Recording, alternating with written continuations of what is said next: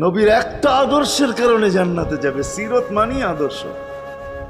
আর এটা আমরা কদমে কদমে মুহতাজ। কেননা এই ছোট জীবনটা যদি গ্রহণযোগ্যতা পর্যন্ত পৌঁছাইতে হয় আল্লাহর কাছে, চাই নারী হই, চাই যুবক হই, চাই বৃদ্ধ হই, যেই মানুষই হই না কেন, যেখানেরই হই না কেন, যেই বাসারই হই না কেন, যেই বর্ণেরই হই না কেন, যেই পেশারই হই না কেন, যেই সোসাইটিরই হই না কেন, এই জীবনটাকে যদি গ্রহণ